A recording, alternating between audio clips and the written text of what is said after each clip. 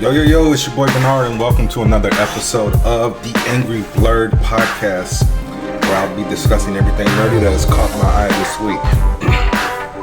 I wanted to record yesterday, but life, had other plans. So I am wearing my Superman shirt in honor of Superman Day, which was yesterday, Friday, April 18th. But a few notes. I know Star Wars Celebration is happening this weekend, but due to the fact that I'm recording this on a Saturday afternoon, I'm going to postpone that information until next week. So I don't want to give you guys half the information now and the other half, next week if I record. But the plan is to record, although I'm supposed to be going out of town. So just, wait, am I going out of town next week? Let me look at my calendar real quick. Is it next week or is it the week after? God damn it, it's the week after. So ignore everything I just said. Alright. So let's go ahead and get into it. I told you guys about the Orange Cheeto in Chief. With the tariffs and whatnot. But apparently the pre-orders for the Nintendo Switch 2 are still on track. So GameStop made a post that said Nintendo Switch 2 pre-orders begin in-store when doors open April 24th, 2025, and online at 11 a.m. Eastern on the same day. Midnight releases will be held in all stores June 5th, 2025 at 12 a.m. Eastern, June 4th, 2025, 9 p.m. Pacific Standard Time. GameStop will offer a transfer and trade program to seamlessly upgrade to Switch 2 without losing data. More details to come, but there is an asterisk on here. It says subject to change, available while supplies last. For more details about the Nintendo Switch 2, go to GameStop.com/Switch2 and GameStop.com/terms conditions. Terms and exclusions apply. So, yeah, Best Buy also put out a very similar release. I don't think they're doing midnight orders. Midnight pickups. I'm going to double check that as we speak. Yeah, I'm on Best Buy's website. Hold on one second. Yes, it looks like they are doing midnight releases. If you go to Best Buy and you go to the Nintendo Switch 2 and you put in all of your information, it says pre-order your system and pick up at a late night store opening on Thursday, June 5th at 12:01 Eastern Standard Time. So you actually have to find a participating store.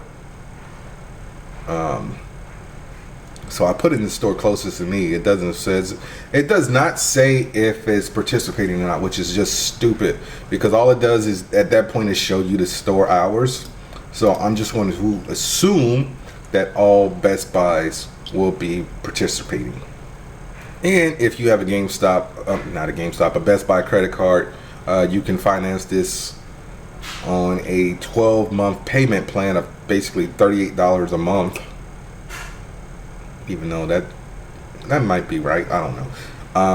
But yeah, I have no interest in buying this system. If anything, I'll do like I did with the original Switch. I'll wait 3 years to get it because the Switch 1 came out 2017 and I got it during the pandemic. So yeah, there's that. Next story. So The Matrix is getting a 5th movie, and Warner Brothers confirmed that Drew Goddard is developing the movie. So for those of you who don't know who Drew Goddard is, he has been writing in Hollywood and directing for a good minute now.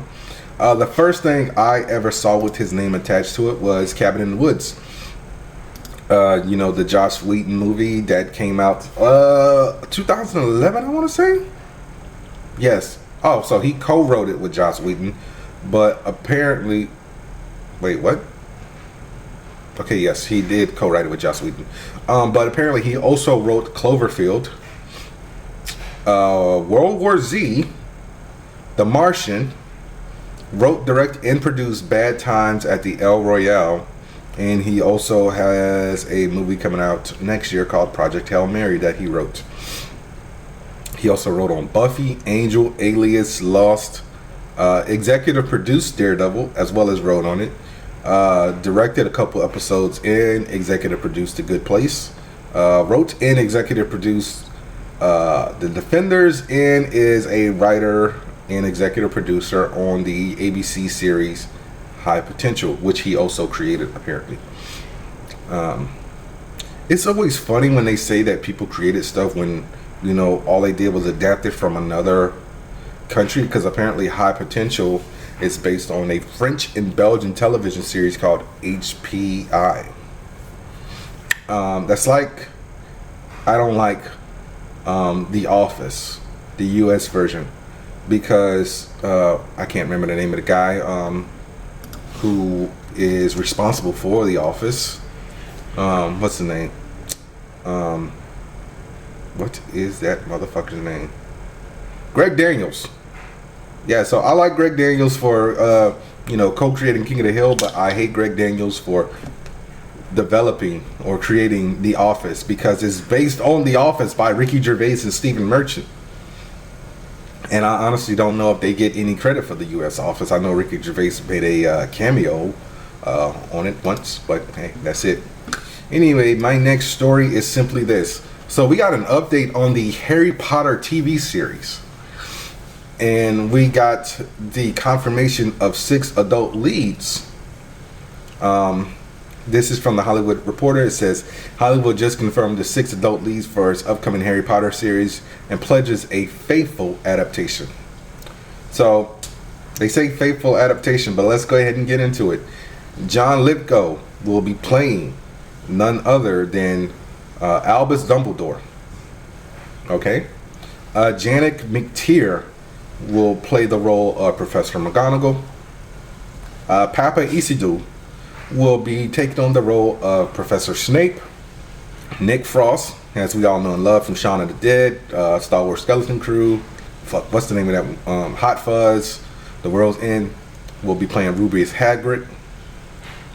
Luke Talon will be playing Professor Quill, and Paul Whitehouse will be playing Argus Filch. So I have no problem with colorblind casting or swapping a character who is pretty much insignificant to a story. Like I was talking to Loco from the 3 Shades about this. You know, swapping out Perry White, cool. He's not an important character, but Papa Isidore is a black man playing Professor Snape. And if you read any of the Harry Potter books, Snape is described as a very pale individual with slick hair. So unless, you know, they whiteface him, then it just makes no sense. I'm trying to okay, here we go. Characters appearance. I'm on Wikipedia. Snape is described as a thin man with shallow skin, a large hook nose, and yellow uneven teeth. He has shoulder-length, greasy black hair, which frames his face, and cold black eyes. He wears black flowing robes, which give him the appearance of an overgrown bat. The youthful Snape had a stringy, pallid look, being round-shouldered yet angular, having a twitchy walk that recalled a spider, and long, oily hair that jumped about his face. And Mary Grandpré, who was responsible for the illustrations of the American editions of The Prisoner of Azkaban, Order of the Phoenix, and Half-Blood Prince, Snape is depicted with a mustache and goatee and long black hair and a receding hairline. So, can someone please explain to me how a how a black man has shallow skin and shoulder-length greasy hair, which frames to his face? Everything else is, you know, can be done. Like a large hook nose, that you can do prosthetics with that. Like I said, the only way this is going to work is if they do whiteface, and I'm on the same train as everyone else. It's like, why feel the need to race swap a character who is accurately described in one way, shape, or form? Like Hermione being race swapped in the play The Cursed Child, that's fine, because Hermione is never described as white. She's just described as having unkempt hair and fucked up teeth. So that could be any British person, white, black, Asian. what have you. But yeah, I'm sure that they'll figure out some way. But yeah, like it even says in this article, Essodo's casting has caused a stir among fans as Snape has traditionally been viewed as a white character, famously portrayed by the late Alan Rickman in the Warner Brothers films. Also, no child stars have been cast yet. There was also a rumor that they were going to make Harry black, which makes no sense. Black people don't have brown hair. We occasionally have green eyes, but that's very few and far between. I'm 39 years old. I only know 2 black people who have, I wouldn't even necessarily say they have green eyes. Their eyes just appear to be either green or hazel, depending on how the fucking light hits them. And they're both light skinned. Shout out to Jared and Jessica, Mr. Super Boo. But yeah, so the series will be produced by J.K. Rowling, Near Blair, and Ruth Kinley Letts, and David Heyman will also be producing. I believe he directed like was it the last 2 films, or was that David Yates? I know there was a David involved with the Harry Potter films. Okay, no, he has actually been producing since it looks like the 3rd movie. Was it the 3rd movie? Oh no, he's been a producer on all of them actually. Anyway, next story. I told you guys, I want to say it was either last week or 2 weeks ago, that stunts will be included in the 100th Academy Awards, which will be in 2028, reflecting and acknowledging movies released in 2027. But that's still not stopping certain people from performing their own stunts. So Florence Pugh, who we all know from Midsommar, Black Widow, Hawkeye. I don't really know that many Florence Pugh movies. I feel like she did one like recently that nobody saw. I feel like she was in Amsterdam, but I'm not entirely sure. Oh yeah, she was in Oppenheimer. I forgot about that. And Dune Part 2. But she was doing an interview with Fandango, and she said she emailed Kevin Feige to let her do the jump off the 2nd tallest building in the world for Thunderbolts. She said, and I quote, "I was being a sassy Karen, emailing Kevin like, emailing Kevin being like, this will do wonders for the press tour. We have to do this. And I need to actually check to see what the 2nd tallest building in the world is. Yeah, so it is 2,227 feet. If you want to go metric, that's 678.9 meters. And that is 118 floors, including 5 more floors below ground. And it was built last year, actually. And it is in Kuala Lumpur, like I said, in Malaysia. So Florence is out here tripping, but hey, I'm pretty sure she did it. I think Christian Bale even did his stunt in The Dark Knight, jumping off the building. But look, as long as you're safe, I got no problem with it. Do what makes you happy. Full rehearsal. At the beginning, Jake asked me, do you like heights? So I was like, I love heights. We wanted to give the beginning of the movie a little more weight and a little bit more surprise and up the stakes. So we decide we're going to go to Kuala Lumpur and go to the 2nd tallest building on the planet and literally put Florence Pugh on the edge. Let's do it. Yay, okay. I've been excited about that since I read the first page of the script. Disney Health and Safety just said no, and that's a very reasonable thing to say. It's not a zero-risk thing to attempt. And it's only because she believed in it so much, she took it upon herself to elevate it because she trusts our amazing team. This rig behind us is the result of an incredible stunt team, which is really from the beginning set out to do something unlike anything we've ever done before. And so this allows us to descend Florence herself off the 2nd tallest building in the world. Rolling cameras. All cameras feeding. Copy. Ready, and 3, 2, 1, go!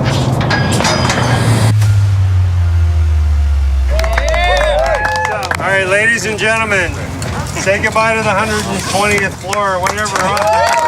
We shot Florence jumping off of that building in the morning and then went to another street and just blew up an entire floor of a building in the afternoon. And background, and action. Okay. Assignment is... Oh, wait, hang on.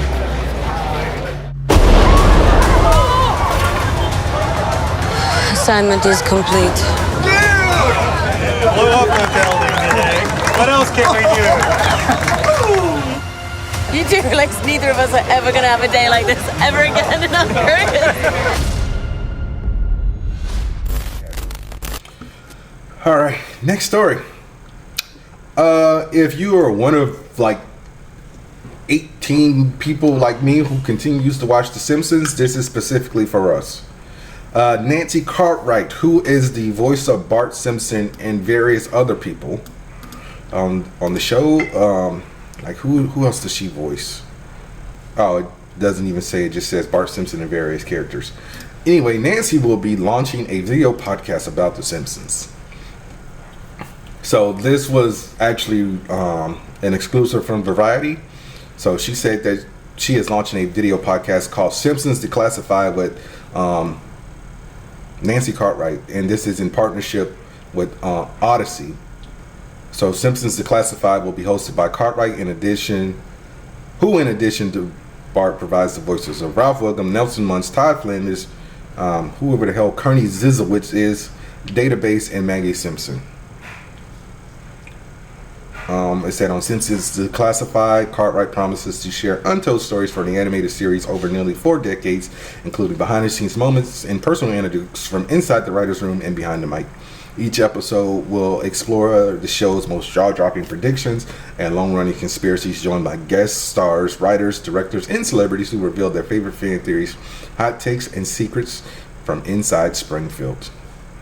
They have not given a release date yet, and I really hope this isn't going to be one of those podcasts that is behind a paywall, because Odyssey mainly works with podcasting software.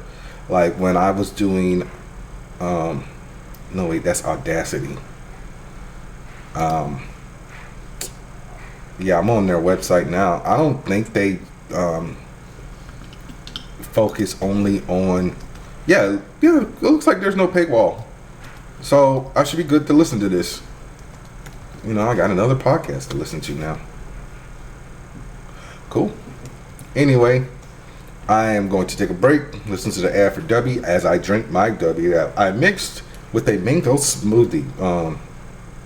So I put a little bit of the Galaxy Grenade in here, and it's actually pretty good. All right, be right back. This episode is brought to you by Dubby. Dubby gives you focus and energy without the crash and jitters. It has no sugar, fillers, or artificial dyes. Mix 1 packet or scoop into 8 or 12 ounces of water. Stir or shake well. Some powderiness is normal, and it has all the important vitamins. So this has vitamin C, B3, B6, and B12. And it's made from coffee fruit extract. So drink it and go conquer a task, and go to dubby.gg and use my promo code angryblerd10 at checkout to save 10% on your order. That's dubby.gg with promo code angryblerd10. All right, I'm back. So Ryan Coogler is on his press run because Sinners just come out this weekend, and I will be going to see it tonight. Despite the fact that I told a couple of people I'm going on Doomsday, they're like, nah, get out the fucking house, bro. All right, so he was on the last podcast on the left, and he said he plans to hit the ground running, working on the X-Files once the dust is settled from his Sinners press tour. He said, and I quote, "I'm working on X-Files. That's what's immediately next. So I've been excited about that for a long time, and I'm fired up to get back into it. And you know, some of these episodes, if we do our job right, will be really fucking scary." And you know what? That's actually, you know, good. You know, I was never one to watch X-Files. I don't know why. Because I was into sci-fi stuff like that, but I honestly don't have a reason why I didn't watch the X-Files. Because the X-Files was, airing in the 90s? And I'm just trying to think of stuff I watched, because I really didn't watch Buffy. I think I was really on a UPN, WB Fox trip. So, like, the original run of the X-Files was from 93 to 2002.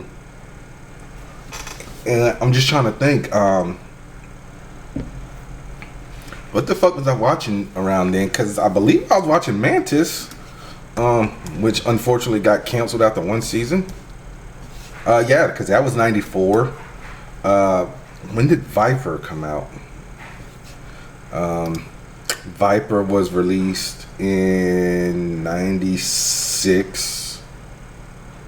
I'm sorry, 94 actually. So yeah, I mean, I guess I was just watching other things, but I'm not sure how those episodes will hold up. Like most 90s stuff, you don't really want. I don't like going back to really watch live action things that are shot in 4:3 aspect ratio and low resolution. So I more than likely won't be going back to watch that. I'll probably check out the revival series that was for season 11 or the movies. But yeah, I mean, I don't know. Anyway, let's get into the next story. Something that I thought was long dead and I really need to buy the second movie. Pacific Rim. I believe they had a anime on Netflix. I didn't watch it, but Legendary Television and Amazon MGM have secured a deal to develop a TV series. It will be executive produced by Eric Heiserer, who worked on Shadow and Bone from Prime Video, and as well as other things with mechs. They also secured the rights for Neon Genesis Evangelion, the fourth rebuild movie, Thrice Upon a Time, as well as the new Mobile Suit Gundam series, which is, honestly don't know how you would pronounce that. It's GQUUUUUUUX. So no further details have been given, but who knows, because it's also announced as a prequel series. Hold on a second, guys. Once again, I'm back. My aunt came in and was going to be a distraction. Alright, what was my next story? Oh, Twisted Metal. I didn't watch the show because at the time I didn't have Peacock, but I got it back. So I got to watch season 1 because I'm depending on, because it's summer, depending on what the TV schedule looks like and things I have to review, I might review season 2. So Peacock and NBC confirmed that season 2 of Twisted Metal will be releasing on July 31st, and I honestly thought it was not coming back, and I don't ever recall seeing an announcement for a second season. But Anthony Mackie is returning, as well as Stephanie Beatrice, Joe Sanoa, aka Samoa Joe, Will Arnett, and Anthony Kerrigan. So they actually put out a description for season 2. They said the stakes couldn't be higher as John Doe and Quiet, who were played by Anthony Mackie and Stephanie Beatrice, risk their lives to compete in a dangerous demolition derby tournament. The prize, a single wish their greatest heart's desire granted. The only problem is 16 other drivers have wishes of their own. Anthony Mackie and Stephanie Beatrice lead a stellar cast, including Will Arnett and Joe Sanoa, aka Samoa Joe, as fan favorite Sweet Tooth. Anthony Kerrigan as the iconic tournament host Calypso in a fast-paced, hysterical, thrilling season with unforgettable characters. It's too bad not all of them will survive. And they actually put out a bunch of photos, which I will be sharing here. But I feel like that's the overall series synopsis, because the official synopsis says, following the revelations in the season 1 finale, John and Quiet find themselves entering the deadly Twisted Metal tournament, a sinister demolition derby hosted by the mysterious band known as Calypso. As they try to survive an onslaught of dangerous new foes and familiar faces alike, including the murderous clown Sweet Tooth, things get complicated for Joe when he reunites with his long-lost sister, the vigilante Dollface. I wonder who's playing Dollface. But, cool. Alright. So, next story is simply this. I watched the trailer for the Fantastic Four, first steps. Just like everybody else, I am not going to give you a live reaction because, like I said, I already watched it. I usually try to not watch these things and do live reactions on the podcast, but it was sent to me and I was just like, fuck it, I'll watch it. Because I hate watching, I don't really go on YouTube on my phone, like unless it's like to listen to a song that I can't find on Apple Music. But anyway, so we got the trailer and we finally got our first look at Julie Garner as Shala Ball, aka the Silver Surfer of this earth. And the internet once again lost their mind. Why is the Silver Surfer a woman? Blase, blase, blah. And for the love of God, I've said this before and I've said it multiple times, and I guess I'm going to have to keep saying it. This is an alternate Earth. We are still in the multiverse saga, so they're more than likely saving Norrin Rad for 616. Or, if you really want to be an MCU head, Earth 1999999. And, once again, Shala Ball was a Silver Surfer in a certain comic in the 90s called Earth X. I'm sick and tired of these fucking Marvel MCU never picked up a comic book in their fucking life casuals, always talking about shit they don't know shit about. Alright, I actually got into an argument. I wouldn't even want to call it an argument. I like to just call it a friendly dispute on the internet with some motherfucker. Hold on a second. I'm actually going to share it. Well, share the screenshot of the idiot who decided to come at me. And this shit has been getting liked and retweeted for like a good minute. So, where is it? I feel like I talked about this already. Because this happened on the 11th? Where is my calendar? Yeah, I feel like I might have already talked about this. This was a guy who called me a moron because I didn't read Supergirl Woman of Tomorrow. And I said I didn't read it because I didn't like the artwork. So I posted several pictures of me with comic book writers and artists, Ron Garney, Peter J. Tomasi, Ed McGuinness, and Kevin McGuire. Because he said a drunk, flat-chested Supergirl can't wait. And I said, freaky ass boy sexualizing a character who's supposed to be 16 years old. He said, you're a moron. In Woman of Tomorrow, she's 21 or 22, not 16. You're obviously not a comic book fan, and this movie will bomb just like the new Stupid Man, Cry Harder. And he's obviously a Snyder fan. If you go and look at his tweets, he goes by Bebop771. He's got a picture of a Raphael mask, like those cheap plastic masks we used to have as kids.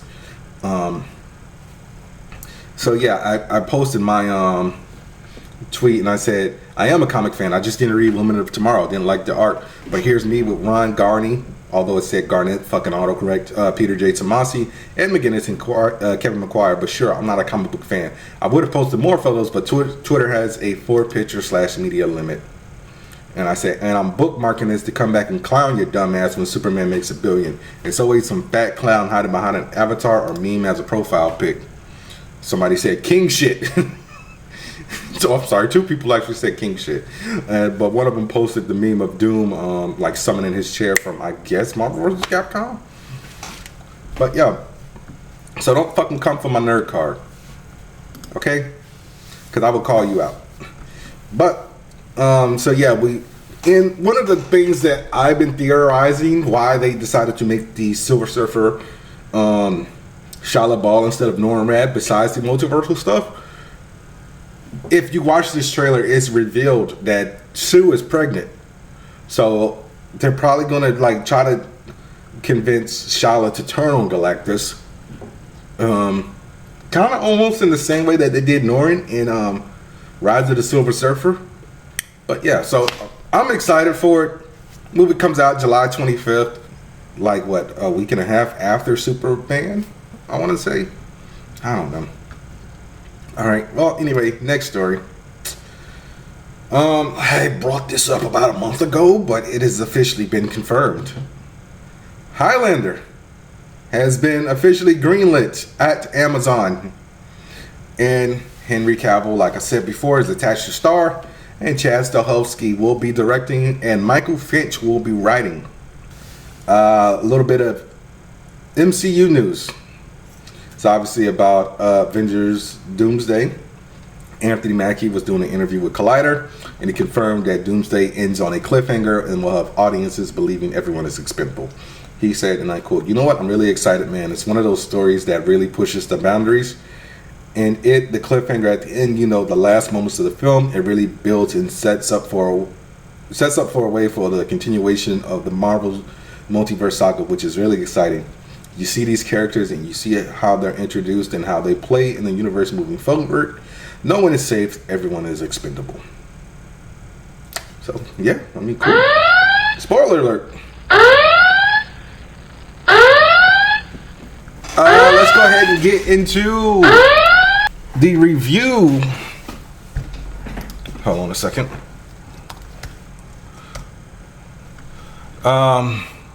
Yeah, let's go ahead and get into the review of the season 1 finale of Daredevil Born Again, which was titled Back to Hell. I'm sorry, Straight to Hell.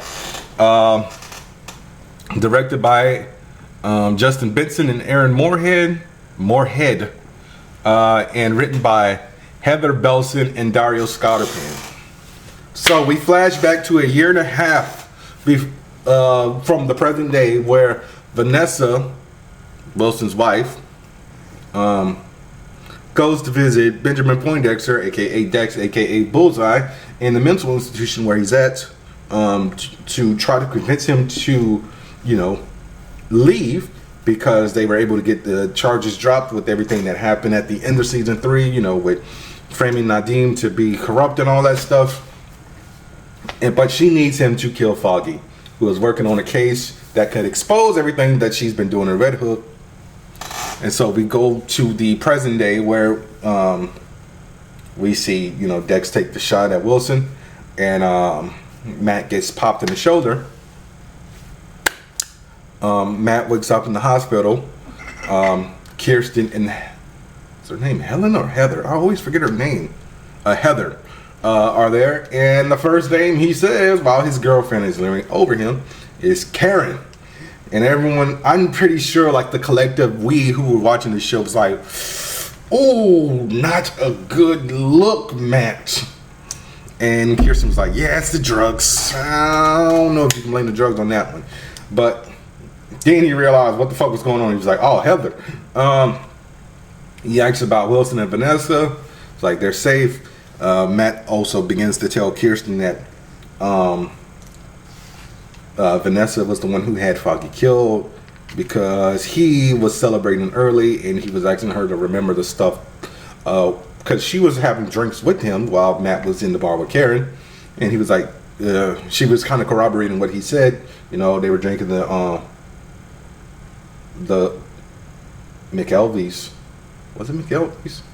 Old Melvinese. That's what it is. My fault. Keep on saying McElvey's. Old Melvinese. Because he knew he was going to win the case because of something he found. So he was going to file a motion to dismiss. And so Wilson is back in his office fueling due to the fact that he almost got killed, as well as Vanessa, and decides to do everything in his corrupt power to cut off the power of New York. He blacked out the whole city. Also tells Buck, you know, kill Matt. Buck goes to the hospital with a teddy bear and a syringe. Matt escapes. He makes it home only to find Frank there. Frank cleaning up, got a shave and a cut. The AVTF are combing the streets. They go into Matt's house looking for him, not Daredevil. So Frank is going on his killing spree while Matt's trying to incapacitate all of them. And we find out that Cole North is the one responsible for Hector Ayala's murder. Frank's trying to edge Matt on to kill Cole, but Matt's like, no, he's not worth it. Frank kills another guy and says, is he worth it? And just shoots him point blank. Some more cops come up, they throw a grenade. Matt and Frank jump out a window, land on the car, and lo and behold, Karen is there with the ride to help them out. They go back to Frank's hideout and patch themselves up, or In this case, Karen is patching up Matt while Frank's patching himself up. And I don't know what Frank's whole deal is, but Frank is obsessed with coffee like Luke Cage was, but we know what Luke's coffee was. Because one of the things he says when he's in Matt's apartment is like, you don't got nothing to make a decent cup of coffee. When Karen goes to see if Frank needs help, he's like, nah, I'm good. It's nothing a decent cup of coffee won't fix. Hey, Red, you want some coffee? Sure, you got any oat milk? Matt tells Karen everything that he's found about Foggy getting ready to dismiss the case. He found a smoking gun. Basically, they go to the Foggy storage unit. We come across the old Avocados at Law placard because the Spanish translation of attorneys is abogados. And they find Foggy found a basically like centuries old document that makes Red Hook a free port, so it's basically a black hole where anything can happen. And Gallo goes to Wilson's assistant Sasha and tells her that, you know, he's going to Albany. I'm sorry, Sheila, not Sasha. With all the information that he has, but Gallo sends, Fisk sends someone to get Gallo, and Fisk crushes the man's head and basically snaps his skull in half. Meanwhile, cops are out killing innocent people just for the hell of it.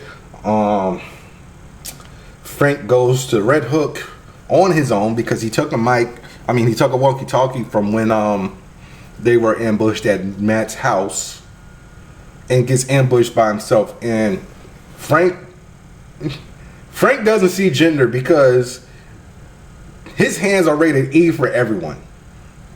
Because he didn't kill her, but he punched the shit out of a lady cop.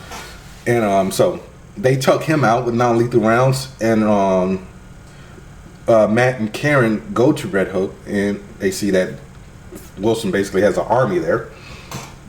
And he's like, yo, we need an army of our own. Meanwhile, the AVTF are trying to convince Frank, hey, join us, you know, we look up to you. And Frank was basically like, y'all ain't shit because you took my symbol. You don't even know what the fuck it stands for. You haven't dealt with any of my pain or my loss. And so they all take their turns at beating him up.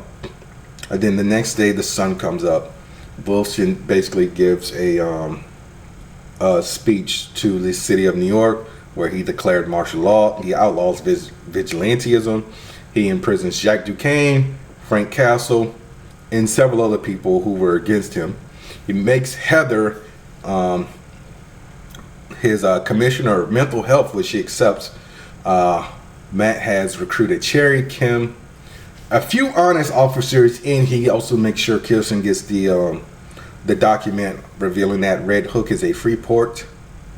And then we get a mid-credit scene of Frank, you know, being buddy-buddy with one of the ABTF members who has basically overseen everyone locked in cages. And Frank snaps his arm and escapes.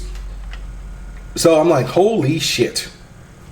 I like the series overall, but there were a few peaks and valleys that we got, obviously, because, you know, everyone was like, why is this show Matt Murdock, attorney at law, as opposed to, you know, Daredevil?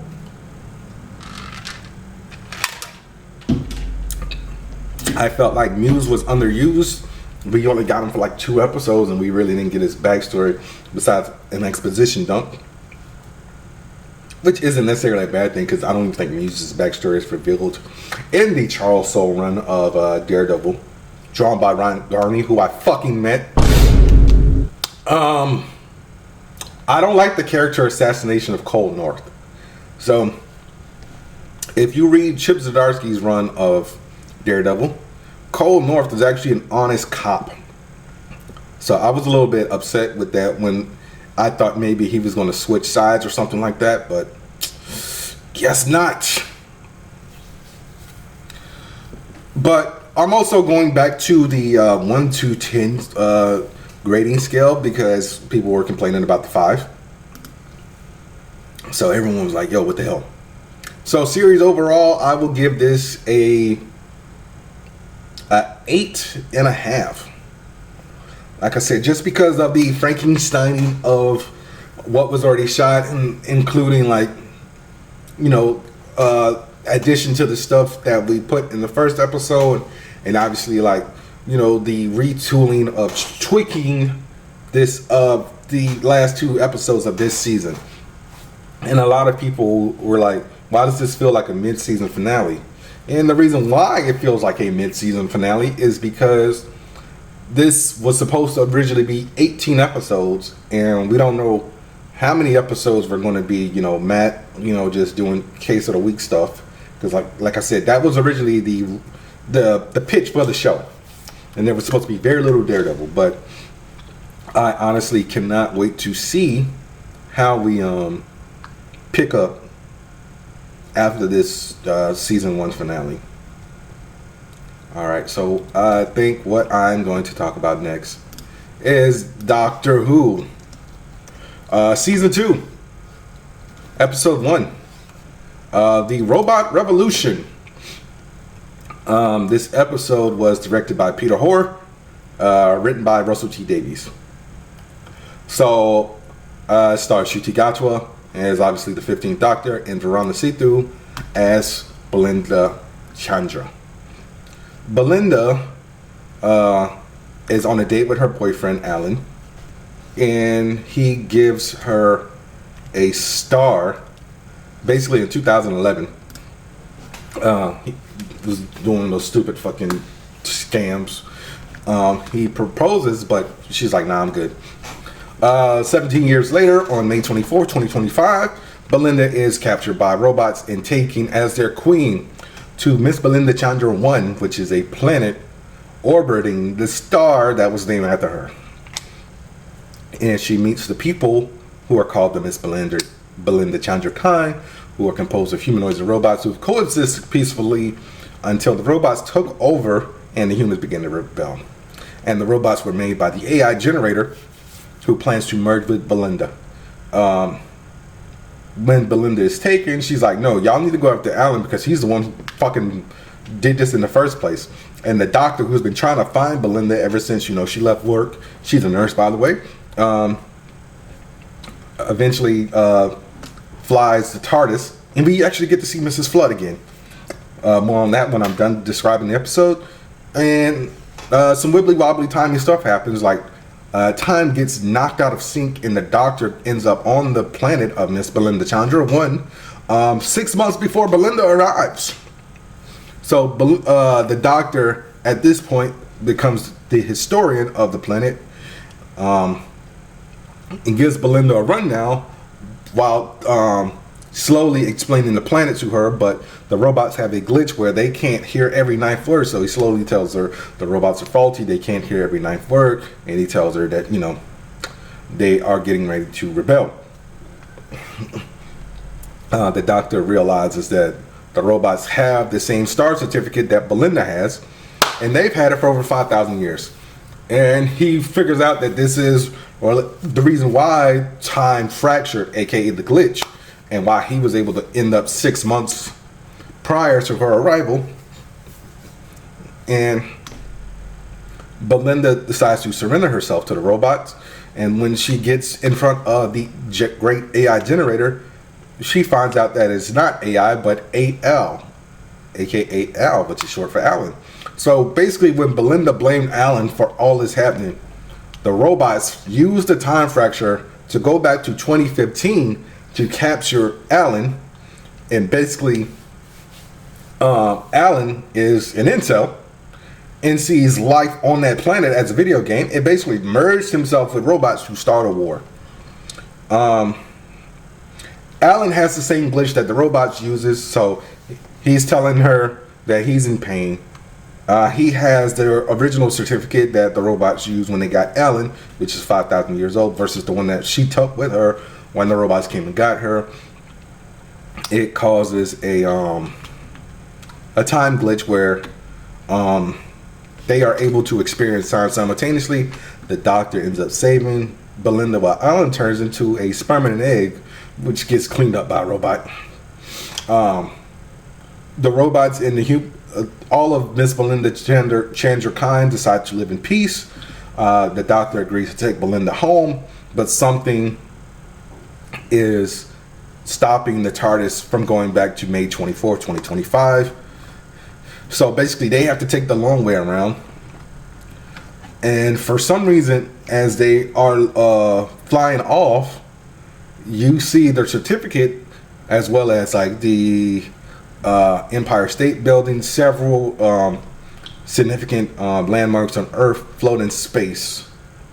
And I can honestly say I loved this episode. So it was good to see Mrs. Flood again, and she's breaking the fourth wall like she traditionally does. So like when the doctor showed up as the rocket was taking Belinda to her planet, Mrs. Flood looked right at the camera and said, "You ain't seen me."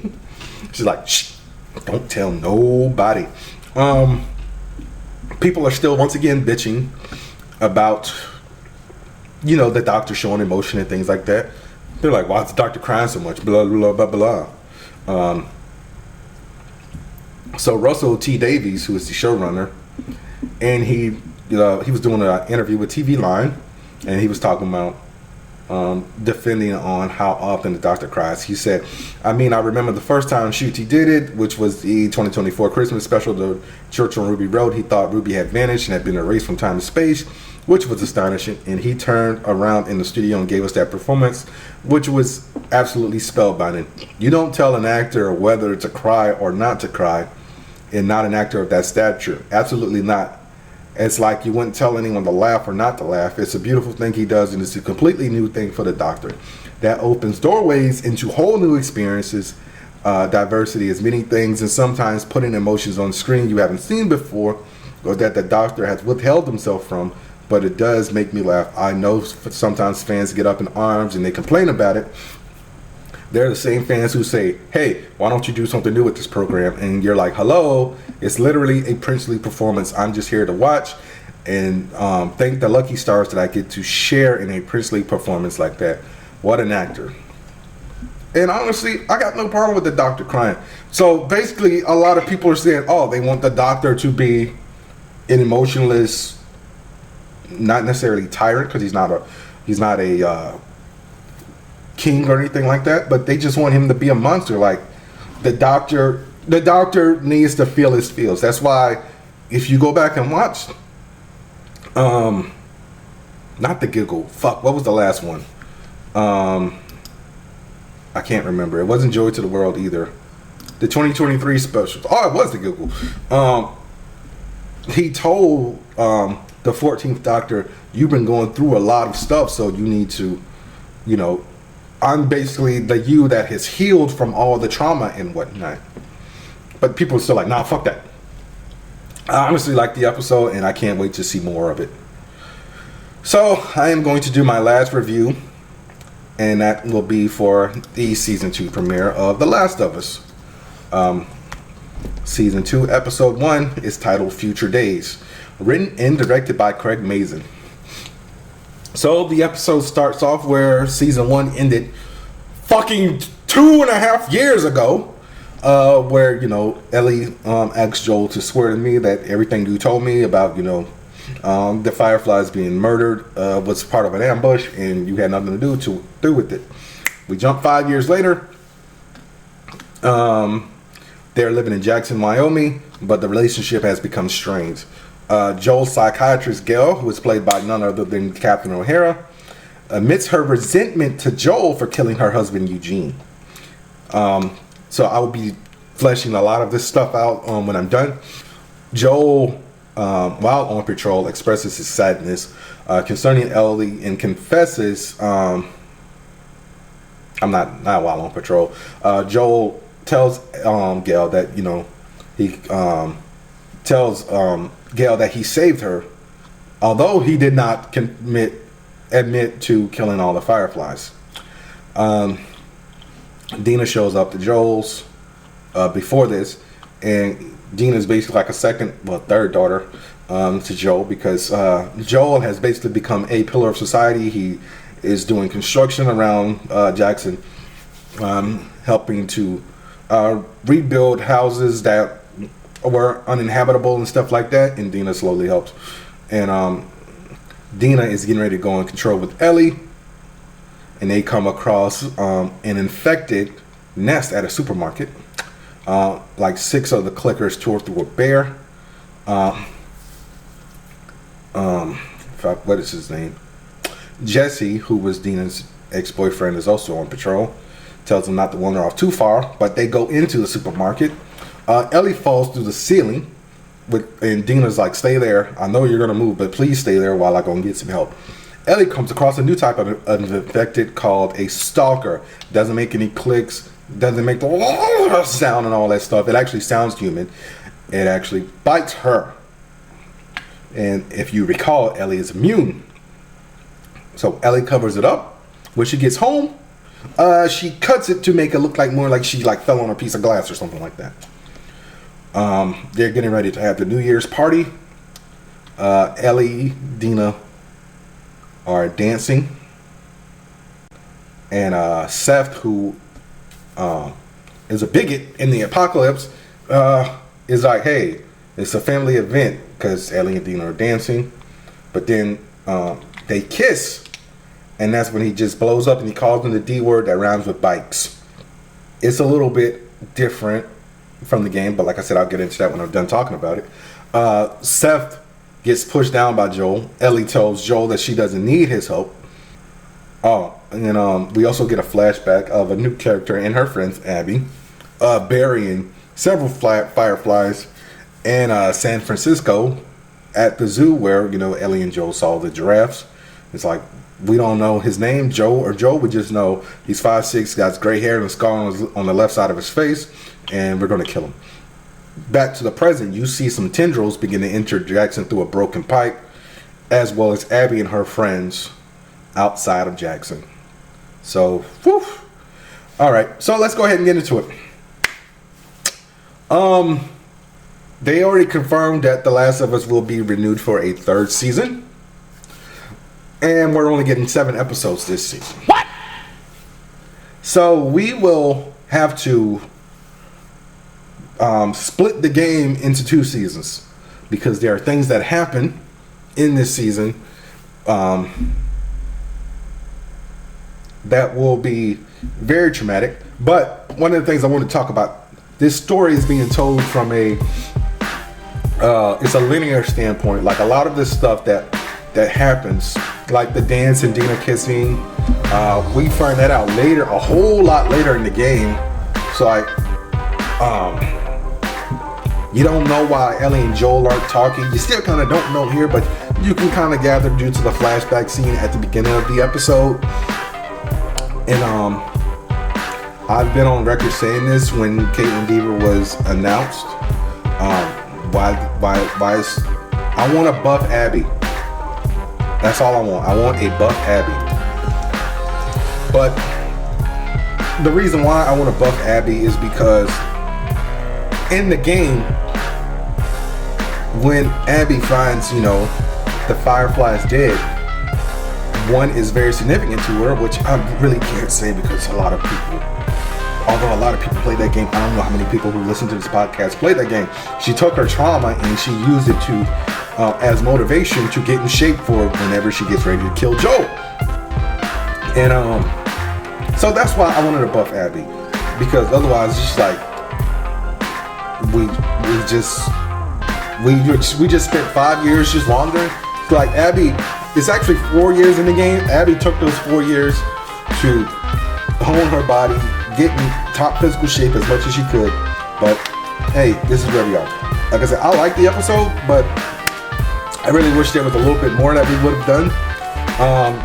Eugene actually dies of natural causes in the game, so we are probably going to get a flashback as to why Joel killed Eugene. I'm pretty sure he was infected, because I don't think Joel is at the point of his life in this series anymore where he just randomly kills people.